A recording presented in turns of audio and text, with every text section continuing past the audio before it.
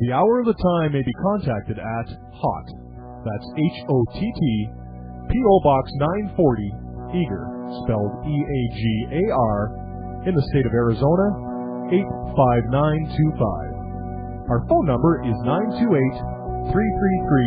928-333-2942, and our website is www.houroftheTime.com.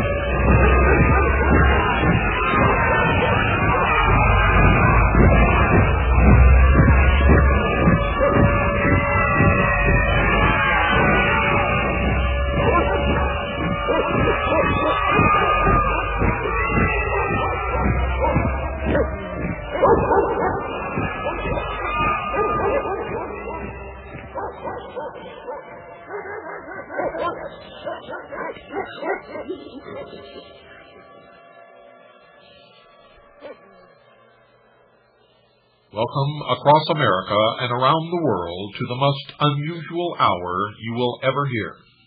This is the only hour that ever was or ever will be. This is the most important hour in your entire life, for during this hour you will decide your future and thus our collective futures. I'm William Cooper, and this is the Hour of the Time.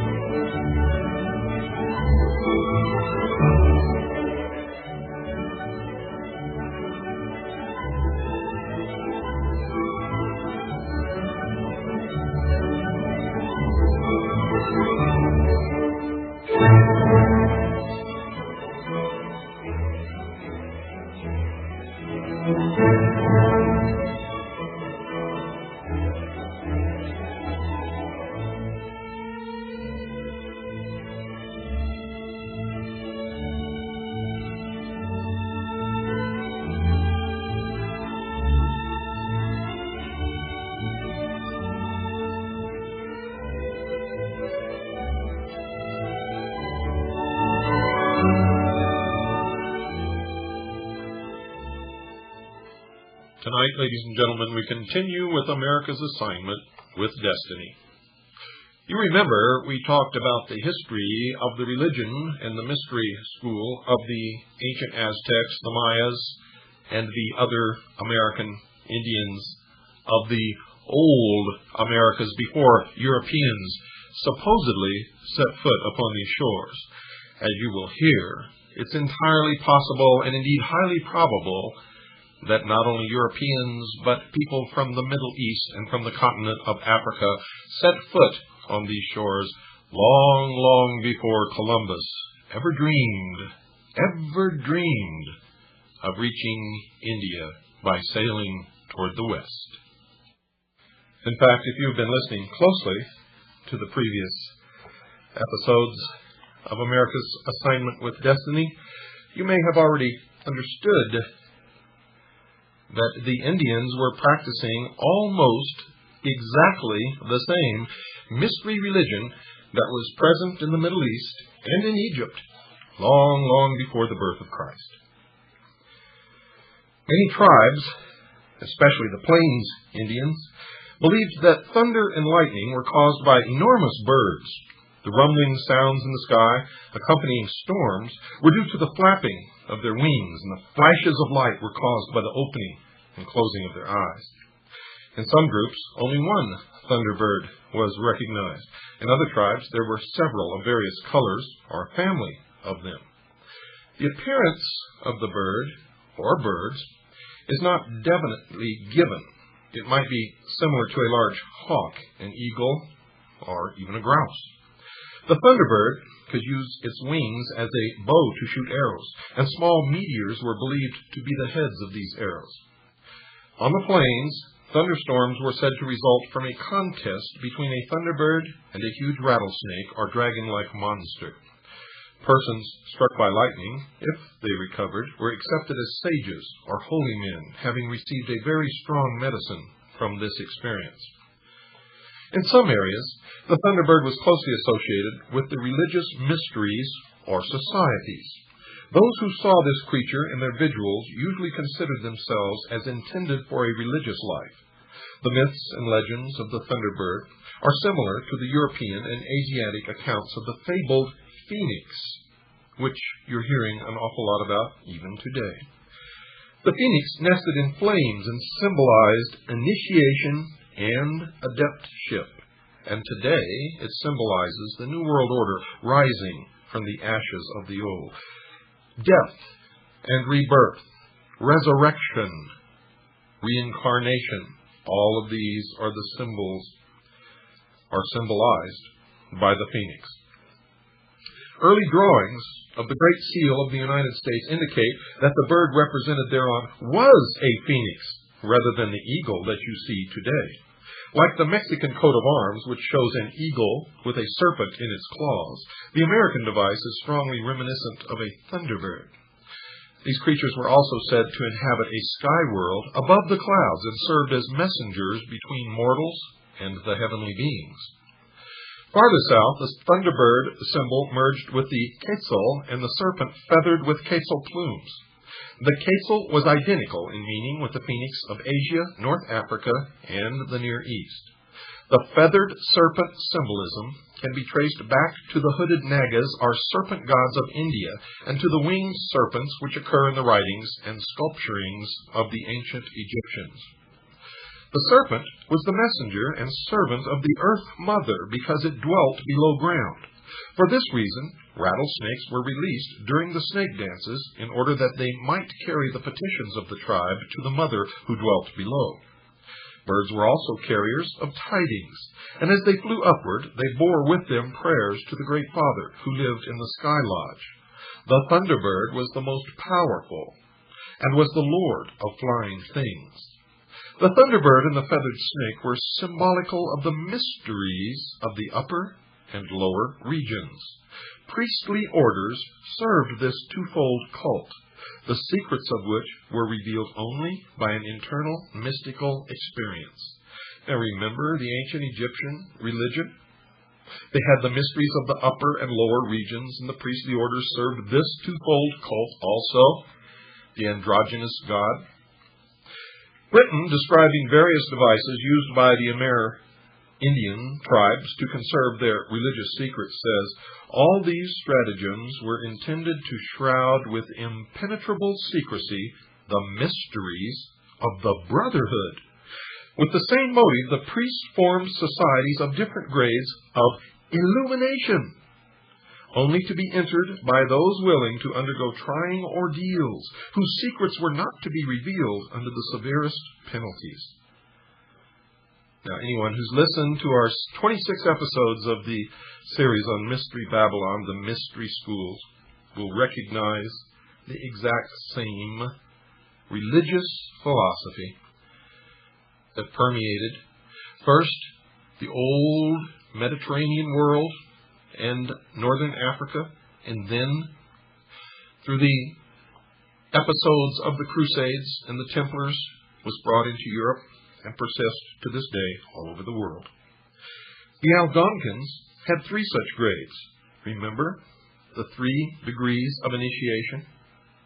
3 degrees in 6 acts, or 18, 6, 6, 6. The 3 grades of the Algonquins were the Wabino, the Meda, and the Josekid, the last, of course, being the highest. To this, no white man was ever admitted. All tribes appear to have been controlled by these secret societies, just as our modern society is controlled by the mysteries today. Among the Amerindians, secret societies existed for the perpetuation and enlargement of the choicest knowledge of the tribe. Remember, at the heart and soul of the mysteries is illumination, the light, Lucifer. Lucifer, of course, is represented by the sun, which is the wisdom of the world. It represents the intellect. Remember the Garden of Eden, the story? That Lucifer, through his agent Satan, enticed Eve and thus man to eat of the fruit of the tree of knowledge, and told them that they would not surely die, and that they would be as gods. Well, this is the promise. And with that gift of intellect that man received from Satan, indirectly from Lucifer, man himself will become God. This is the heart and soul of the mystery schools. There were war associations, healing cults, and fraternities concerned with the religious mysteries, the keeping of records, and the dramatization of myths. There were ethical societies, orders of mirth makers, fire walkers, and hunters presided over by elders who had distinguishing regalia. Women frequently became leaders of these groups. Among the Pueblo Indians, there were often a dozen or more societies in one village. While their objectives were not always parallel, there was no friction among the memberships, and they united in all common responsibilities. The Indian was always a tolerant man on the subject of spiritual convictions. He never inquired as to the faith of his guest, but expected that every true believer would conduct himself in an honorable way. He respected the rights of strangers, and if he did not share in them or did not understand their meanings, he kept a respectful silence. The reference to the dramatization of myths suggests that a number of Indian tribes were practicing the same methods of presenting religious mysteries that were employed by the Greeks and the Egyptians. Most Indian festivals emphasized songs and dances, but the songs were used principally to establish rhythms, and the words were of slight importance. Chants were a vital element in most healing ceremonies. Either the Western Hemisphere received a vital religious stimulus from early voyagers and travelers from distant parts, or else the Indian himself, by mystical experiences, shared a common inspiration with the priestly castes of other nations. The psychologist would probably assume that the esoteric tradition originated in the spiritual needs of the human being, regardless of his race or place of habitation. But that does not fit any test of common sense. In fact, it's ludicrous. The search for reality gradually brought into being specialized groups of intensive truth seekers, and these groups produced their own leaders, and such wise men and women were acknowledged as divinely inspired, received spontaneous admiration and devotion, were obeyed for their superior endowments, and gradually became a priestly caste. As civilization enlarged the temporal state of the tribe, the religious societies grew to become powerful institutions, as in Central America. While the tribes remained nomadic, the medicine men were less resplendent and impressive, but their functions were no less insignificant. These holy persons seldom took part in war, and frequently were distinguished by a costume combining elements of male and female attire. Remember, the god is an androgynous god, bipolar, male, female, positive, negative, bad, good, divine, and evil, all within the same. And this is the truth, this is the reality in all of the mysteries. This practice of wearing male and female attire has been common throughout the religious world and has influenced the dress of pagan priests and Christian clergy alike.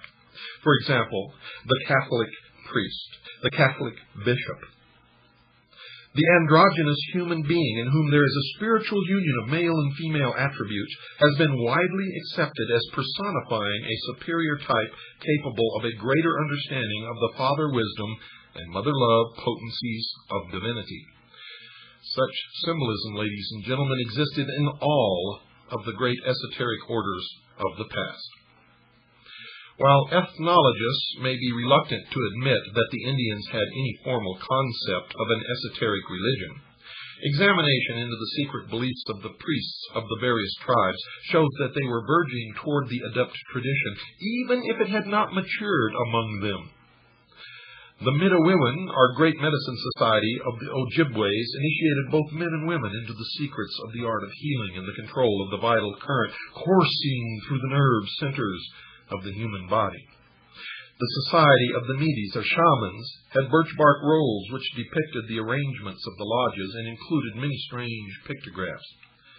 Of these, W.J. Hoffman writes, quote, "To persons acquainted with secret societies, a good comparison for the Midewiwin charts would be what is called a trestle board of the Masonic order, which is printed and published and publicly exposed without exhibiting any secrets of the order.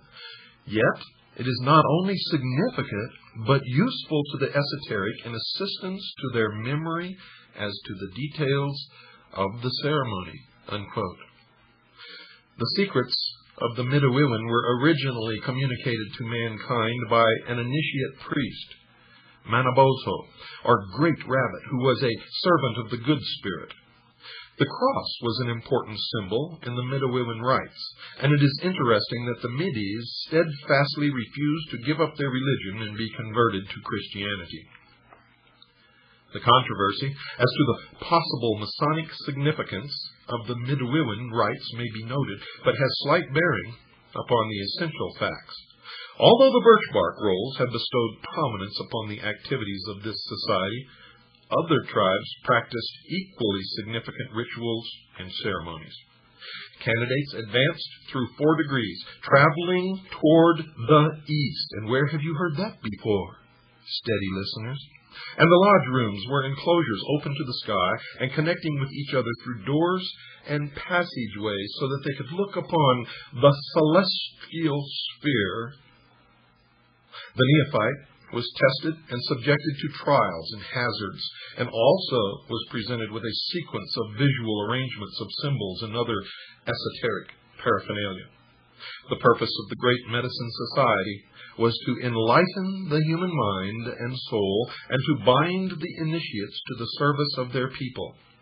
It included a method for stimulating extrasensory perceptions and a personal investigation into the secrets of nature.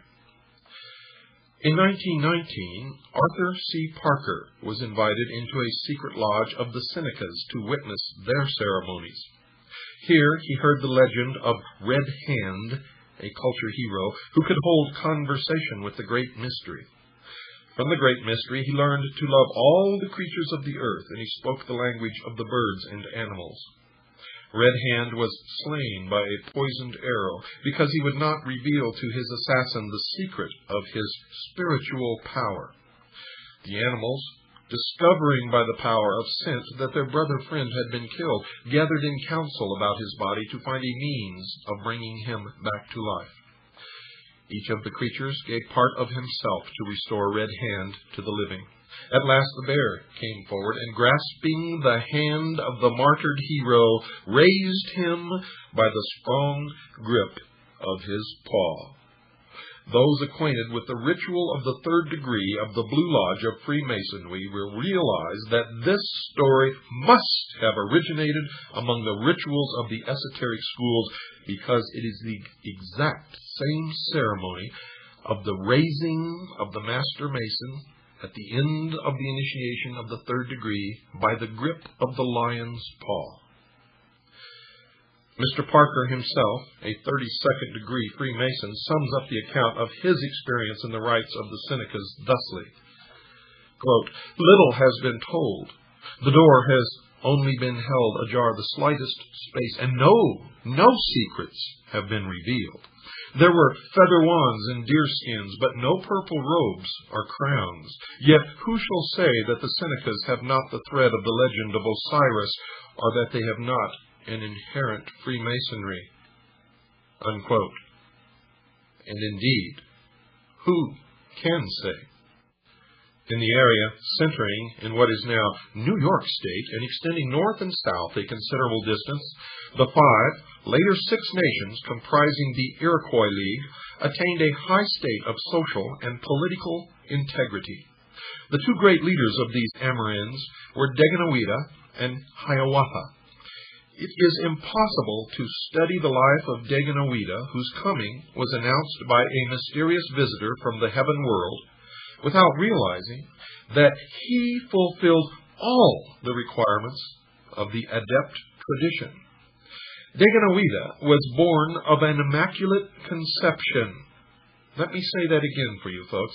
Daganoweda was born of an immaculate conception, possessed the power to work miracles, prayed and fasted, practiced the vigils, was confirmed in his mission by the Great Father, and passed through numerous trials and persecutions. Hiawatha became his first and most distinguished disciple, and these 2, working together, sought to establish everlasting peace among their peoples. The founder of the Inca dynasty of Peru was the initiate statesman Manco Capac, who flourished in the 11th century A.D. He reformed the social and religious life of the tribes of the Aymara Quichua race in the capital city of Cusco, which he built. Manco Capac established the religion of the sun. He was a statesman of ability and claimed to be a direct descendant of the sun god. The empire of the Incas, which he founded, is remembered especially for its experiments in socialized living. Peru has the distinction of having cradled the first successful utopia. And folks, I would argue with that. If it was so successful, where is it today? Manly P. Hall probably would disagree with that, saying that for its time, it was a successful utopia. Utopia means perfect, folks. It means the best. It means the fulfillment of all the ideals. It could never pass away if it was, in fact, a successful utopia. And that's the problem with these priests of the mystery religion and their dream of a world utopia made up of imperfect men, ruled by imperfect men who have other agendas, who have selfishness, who covet, who steal and lie. We all struggle with those things every day. Anyone who stands before me and tells me that they do not struggle with these imperfections of man and with the temptations of the material world and of the flesh, then I see before me a liar. Manco Capac emerges as one of the world's outstanding social reformers, with a vision thousands of years ahead of his time. He is said to have brought with him to Peru a divine bird in a sacred wicker hamper. This golden falcon is a form of the phoenix and testifies to the presence of the adept doctrine. Manco Capac combines in his own person the offices of priest and king, like the Melchizedeks of Christian mysticism. Christian mysticism? Oh yes, ladies and gentlemen, you didn't know this, but Christianity started out as a secret society, and later was even named the Friendly Open Secret Society. It wasn't open at all, and it had degrees of initiation which exist in the priesthood even today. Although some historians may be a trifle impulsive when they suggest that Manco Capac was a Buddhist priest, there can be no doubt that the Peruvian culture was heavily influenced by symbols, rituals, and philosophical elements usually associated with the trans-Himalayan area of Central Asia. Now, if Manco Capac was not a Buddhist priest from the Far East, how did he bring these teachings to the Indian people, who had never seen or heard of him before, and knew not from whence he came. In Daganawida, with his great league, Quetzalcoatl, Kulkulkan, and his splendid socialized empires in Mexico and Central America, and Manco Capac, and the communal system which he set up in Peru, we have three clear and definite accounts of initiate leaders establishing schools of esoteric doctrines in the Western Hemisphere. From a consideration of their attainments and the systems which they inaugurated, we can come to but one conclusion, ladies and gentlemen. The mystery schools of antiquity were represented in the Americas by institutions identical in principle and in purpose with those of Asia and the Mediterranean countries. How could this be? How indeed? Is it true that at one time, according to the theory of plate tectonics, that all of the continents were together in one, and that there was free interchange and activity conducted between all of the peoples of the earth? Were they indeed at one time ruled by one great ruler in one great city? And was there at one time one great continent in the whole world known as Atlantis? And was the scattering of the peoples and the mixing of the languages and the tangling of the tongues described in the Bible, was this merely the breakup of that one continent as the plate tectonics began to move away from each other, as the Earth's crust shrank and molten magma compressed below began to push up and separate the pieces of land from each other? Was this the scattering of the peoples? Was this the destruction of the Tower of Babel? Was this the real truth of what happened in history? It doesn't say that here. This is what has come to mind in my own research, and may account for many of the legends of all the peoples of the earth. We have much more study to do, much more putting together of the pieces of the puzzle. But folks, of all the studies that have ever been made, we believe that our conclusions are probably closer to the truth than anyone else has ever come. In any case, we hope we are, and if we're not, we certainly will pick up the thread of truth wherever it leads us, and if we turn out to be wrong, you will be the first to hear it. But it appears to us that at one time, all of the peoples of the world had a common source of religion and knowledge, and that somehow these people were scattered over the earth and lost their contact with each other and lost their contact with the source of their religion and their knowledge. And even though some of the portions of their society and some of their religions may differ slightly, at the heart and core of all of them, they are the same. And that is what is important, that you understand that somehow the great mystery religions and the great societies that existed in ancient Egypt and Mesopotamia and Greece and eventually in Europe were nothing new to the peoples who lived in South America and North America and on the Asian continent. And the mysteries were even known to the aboriginals on the continent of Australia, in the islands of New Guinea, in the rainforests of the Amazon jungle.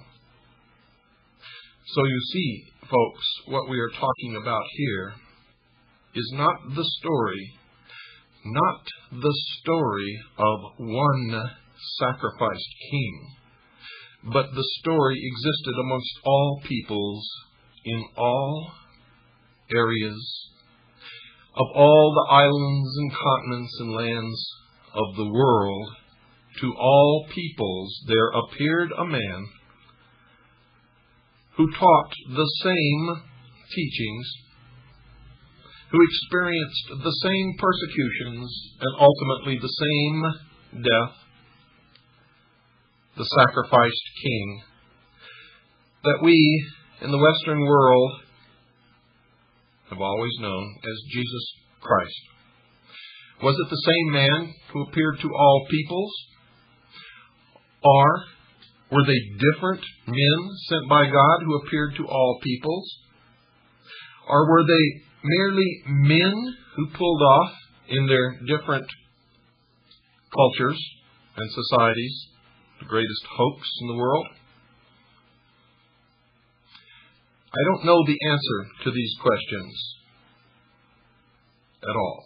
What I believe about Jesus Christ, I believe through faith alone.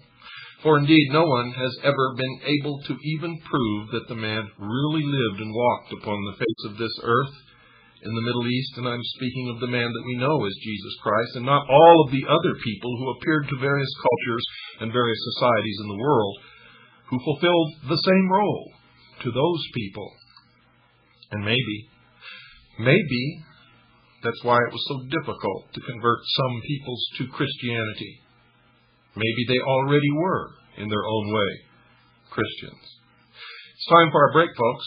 Don't go away. I'll be right back after this very short pause. Folks, I hope you're enjoying tonight's program. This will be the 27th broadcast in the series on the mystery religions, the mystery schools, the ancient mystery religions of Babylon. Now, I don't know if you've made the connection yet, and if you've just started listening to this program, then I would not even expect you to understand what all this means. But for those of you who have been with us for a long, long time and have listened to that series on the mystery religions from the beginning, I certainly expect you to understand the connection between what you are hearing and what is happening in the world today. And if you understand that connection, and you understand that this signifies tremendous change, which is going to appear and confront us in the immediate future, then you understand that you must take steps now to protect what you have, what you've earned, what you've sweated and worked for all your life. You must take steps now to protect those assets. I want you to call our sponsors, the people who pay for the airtime on this show, the hour of the time. Call them now, 1-800-289-2646. Call Swiss America Trading and talk to the experts. 1-800-289-2646. For the first 200 callers, you'll receive Harry Figge's report entitled Tackle the Debt. Call now, 1-800-289-2646. That's 1-800-289-2646. While you're at it, mention my name, William Cooper. Tell them that you listen regularly to the hour of the time, and you'll receive a free newsletter entitled Protecting Your Future. Call now, 1-800-289-2646. You have a responsibility to yourself and to your family to at least investigate the possibilities. Call now, 1-800-289-2646. By protecting your future, ladies and gentlemen, you're also protecting the future of this radio program, The Hour of the Time, and, of course, freedom for the world. Call now, 1-800-289-2646. That's 1-800-289-2646. You'll be glad that you did.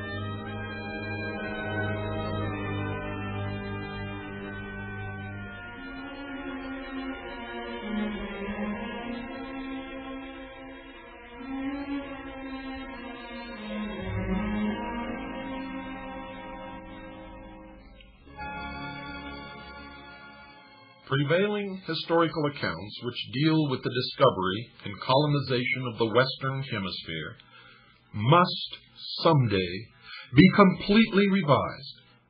Modern scholars have accepted without proper reflection a fabrication of lies, fashioned to deceive and to prevent the recognition of facts which are detrimental, even dangerous, to the ulterior motives of very, very powerful interests.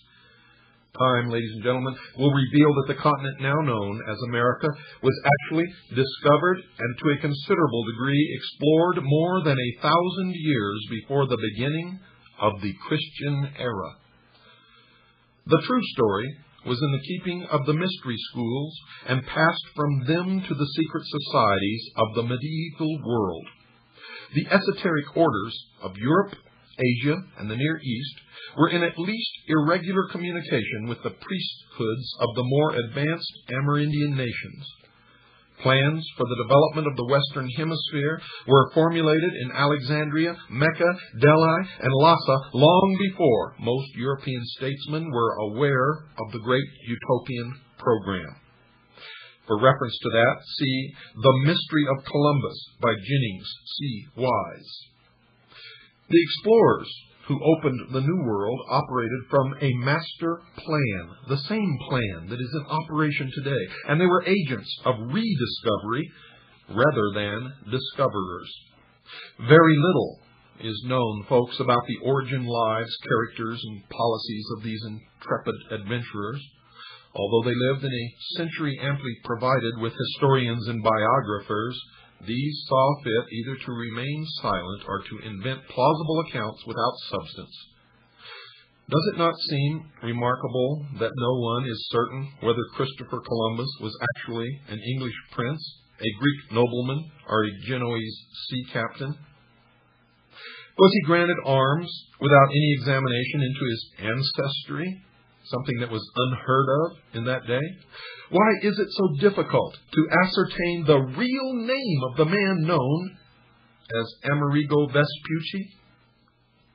Who was John Cabot, whose life and exploits are but fragments rather than the sober records of a distinguished citizen? If these men were what they seemed to be, there could have been no advantage gained by such elaborate concealment. If there was a mystery, that which was hidden must have been regarded as valuable. Plato described the vast continent of Atlantis, which sank beneath the oceans as the result of a seismic cataclysm. Now, there are several possible interpretations of Plato's account. The lost Atlantis could represent a submerged body of knowledge drowned in a sea of forgetfulness. This would explain and justify Bacon's restoration of the fable, which was nothing more than bringing into light matters long hidden. According to the Critias, the oceans became so agitated and laden with mud and slime that navigation to the west ceased. Sailors feared to go beyond the Pillars of Hercules toward those Hesperic isles sacred to the mysteries. Even had Christian nations dared to violate the edicts of the sacred schools, such audacity would have been held in check by the power of Islam, seated in the Holy House at Cairo, and the edicts of Lhasa backed by the armed strength of the Mongol Empire. The East agreed to preserve the boundaries of Europe if the European states would bind themselves in a solemn alliance to refrain from exploiting the resources of the Western Hemisphere. Now, why would they insist upon that agreement when no one knew anything about the Western Hemisphere, at least to the public eye? Fear of a terrible retribution from beyond the walls of Gog and Magog prevented the popes from violating their agreement, and without the leadership of the church, the great families dared not engage in private projects. When the appointed hour came, the secret societies selected their own agents to initiate the program of exploration, and thus began America's secret assignment with destiny. Was Columbus then working, asks Grace A. Findler, either as an individual or as a chosen representative of secret societies to bring into expression the old utopian ideals and to directionalize them across the seas? Certainly, this would go far to explain the charges of traitor, the seizure of all his books and papers, the destruction of all portraiture and likenesses, even to the usual mortuary busts and arms, and the complete disappearance of many of his literary works, including the Journal of the First Voyage and the Book of the Second Voyage. All this, ladies and gentlemen, would then have been mere inquisitional routine, with the rewriting of his biography more or less both of political necessity and, of course, a holy duty. See the book for more on this, called New Truths About Columbus. Campanella, in his Savita Solus, caused a Genoese sea captain to be the guest of the Grand Master of the Knights Hospitallers. When Columbus, on the occasion of his first landfall, raised the standard of Castile, he also planted a banner of his own consisting of a green cross on a white field. Was this a device of the Knights Templars? You bet your booties it was. The formal education of the man who called himself Christopher Columbus has been the subject of much speculation. The navigator wrote in 1501 that during his many voyages to all parts of the world, he had met learned men of various races and sects, and had endeavored to see all books of cosmography, history, and philosophy, and of other sciences. Now, if the admiral had seriously endeavored to examine early works on navigation, he undoubtedly had noted the references, brief but significant, by Homer, Solon, Aristotle, Pliny, and other ancient authors to, quote, distant lands beyond the great oceans, unquote. Plutarch's voyagers must have explored vast areas, and Verplanck Colvin summarizes the old accounts thus, quote, in the days of Homer, or rather before his time, navigators traveled thousands of miles out into the Atlantic and back across it. They were guided in their voyages by the stars, unquote. For reference to that, see geographical and mathematical discussions of Plutarch's accounts of ancient voyages to the New World. Remember, folks, remember my admonition, don't believe anything that you hear on this program unless you go research it for yourself and verify that it is indeed true. This is one of the greatest secrets that have been held by the mysteries for thousands of years. This needs to be brought to light. For I believe wholeheartedly that this is the truth of the matter, and my research has indicated to me that it is nothing else but the truth. One group of authorities considers it probable that Columbus was little better than an illiterate sailor, and that his rudiments of learning were derived from a guild school supposed to have been established by the weavers of the city of Genoa. The opposing faction of historians insists that Columbus possessed considerable scholarship even before his celebrated journey. According to Henry Haristi, an outstanding writer on the Columbus mystery, the navigator left 97 manuscripts and over 25,000 marginalia, which may be considered a remarkable achievement for an illiterate. How many illiterates do you know who have ever written anything? Much less 97 manuscripts and over 25,000 marginalia. The truth is that the admiral cannot be explained without reference to the secret societies, which were the peculiar custodians of the exact information which he required. They were, and are, and always will be, unless the sheeple of the world wake up to the fact, the guardians of the secrets of the ages. The religious and mystical inclinations of the great discoverer are mentioned by most of his biographers. At times, Columbus dressed in a plain robe and girdle similar to the costume of the Franciscan order. It was reported by his son that Columbus died wearing a Franciscan frock. It is not known, however, that he was directly associated with this order, even as a lay brother. Several religious groups of the times, including fraternities known to be connected with the esoteric tradition favored this kind of habit. Perhaps the peculiarities of his costume were overlooked or conveniently forgotten. Of course, when we see pictures of Columbus, we never see him dressed in the robe of the Franciscan order, now do we? The admiral regarded himself as chosen by heaven to fulfill a great mission and was strengthened by the conviction that he was guarded and guided by the divine providence. Where have you heard that before? Divine providence was spoken of by Columbus and by all of our forefathers, who also, by the way, belonged to the same mystery religion. Such contemporary reports, folks, could imply far more than modern writers would like to acknowledge, and far more than you probably even want to hear. In these troublous times, it was customary for the members of secret societies to conceal the true source of their instructions by some general statement about heavenly guidance.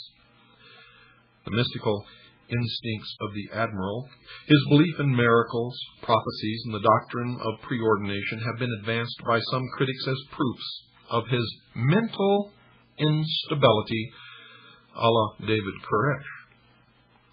Referring to what he calls the colossal mystical self-confidence of Columbus, John Bartlett Brebner writes that it was so integral a part of the navigator that he could believe on one occasion in his voyaging that God had led him to the new heaven and new earth of revelation, and in his darkest hour he knew that God spoke to him in encouragement. On his third voyage, the navigator believed that he heard the voice of God speaking words of strength and comfort. On his fourth voyage, when great emergencies threatened the entire enterprise, the admiral fell into a trance and a voice spoke to him and said, quote, "O fool, and slow to believe and to serve thy God, the God of all, what did he do more for Moses or for David, his servant, than he has done for thee?" Unquote. For reference to that, see the book called The Explorers of North America. Columbus, folks, may have been a disciple or student of the illuminated Raymond Lully. There is a persistent rumor to this effect. He was also involved with the group perpetuating the political convictions of Dante. The following tribute to the Italian poet is indicative and stimulating. Quote, "Dante himself was a member of the Albigensian Church, and it is said for a number of years officiated as pastor of that powerful organization in various European cities. He was a friend of Roger Bacon and an associate and advisor of powerful leaders in the ancient order of the Temple, which was at the date of his death, while apparently at the summit of its power, actually nearing its own disastrous end. Dante is said to have been an initiate of the esoteric doctrines of the Templars." Columbus made use of ciphers and cryptic allegorical expressions and figures of speech. While such ciphers are known to exist in his manuscripts, no systematic effort to decode them has come to public attention. Cecil Jane conjectured that Columbus in his cryptic signatures made use of something resembling a Baconian cipher intended to convey information which could not be directly communicated and to supply the clue to a secret otherwise carefully concealed. See the book entitled Contemporary Historical Review, Volume 1, 37. Incidentally, folks, the Columbus signature ciphers are extremely reminiscent of the Albigensian papermaker's marks, which you can look up. Seraphim G. Canotis, J.D. of the University of Athens, in his work, Christopher Columbus, a Greek nobleman, attempted to restore the early life of the great discoverer. His findings, calculated to sustain the title of his book, are most, quote, illuminating, unquote. The secret preparations for the colonization of the Fortunate Isles, or the Blessed Isles of the West, were in the keeping of the Albigenses, the troubadours, and the chivalric orders of knighthood, which are in control today. You see, when you started listening to my series on the mystery religions of Babylon, I know that some of you thought that I was stark raving mad, but if you've persisted and listened to each episode, You can see the connecting links throughout history, and you can see that I am the only one who is telling you the truth, the real truth, about the hidden powers that control our destinies, and indeed the destiny of America. The final phase of the exploration project was left largely to the erudition of Lorenzo the Magnificent and the skill of Leonardo da Vinci.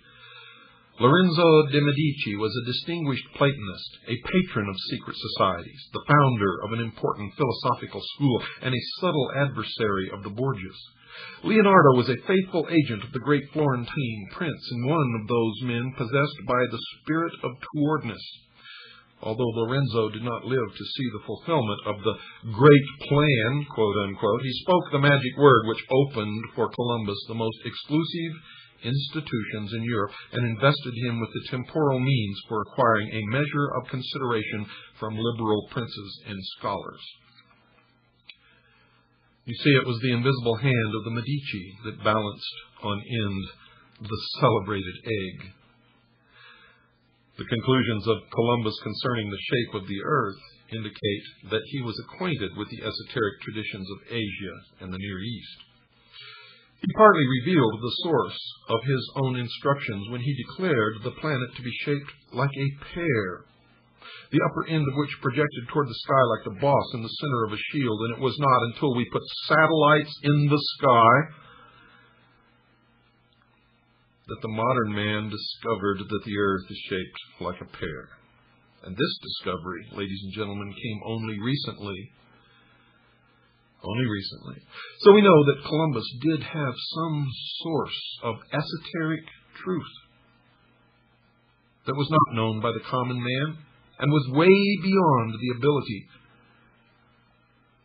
of those at that time to even perceive or to know, unless they were the remnant of some great society that had gone before and was destroyed. Now, I'm not telling you that that's the truth, for no one really knows, but that's what all of the evidence seems to point to. And who are these people, the survivors? Well, I would not even want to venture a guess at this point, but I certainly want to continue my research, and I want you to continue yours, and together we will find out.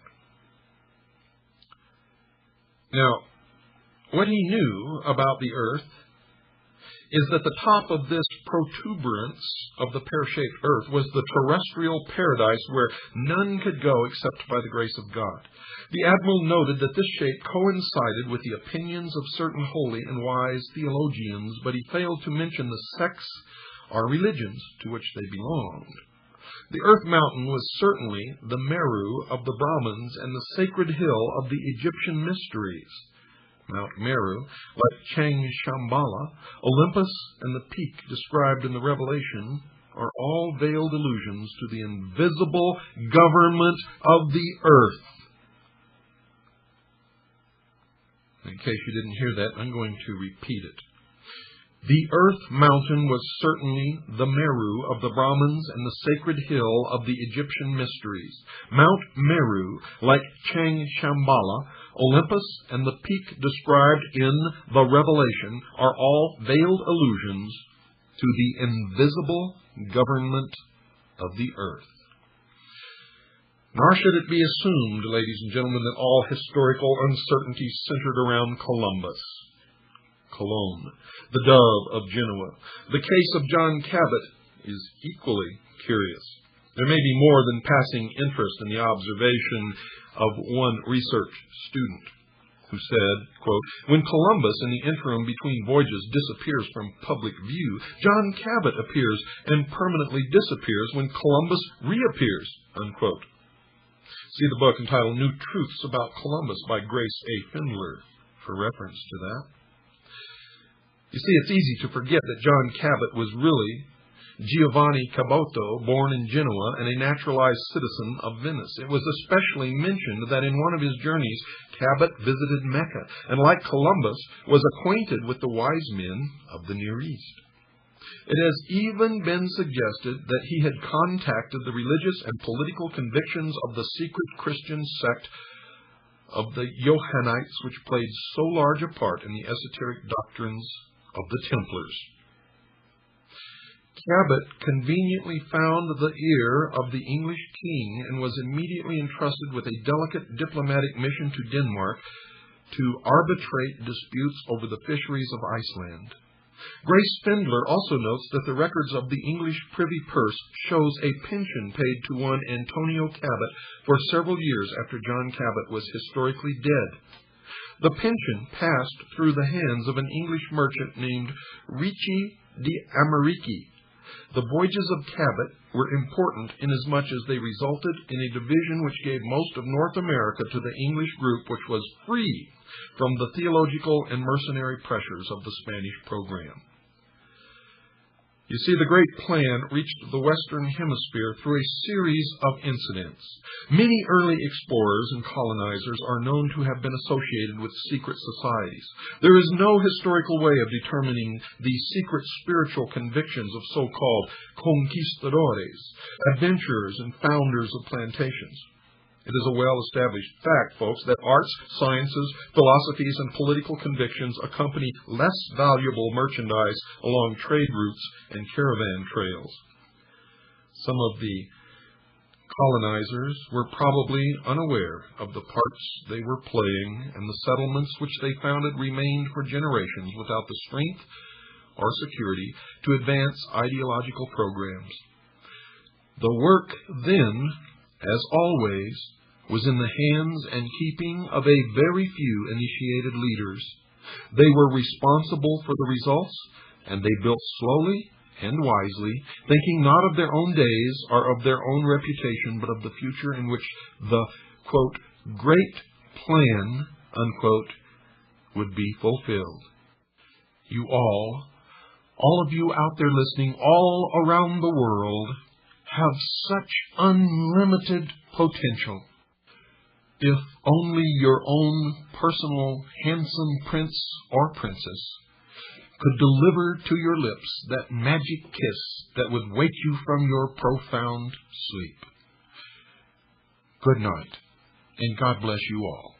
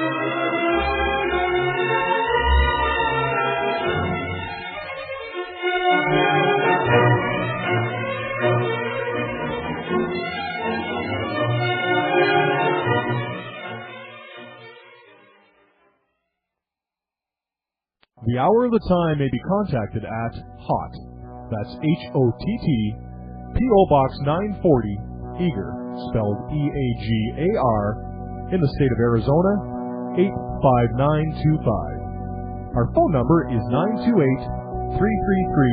928-333-2942, and our website is www.houroftetime.com.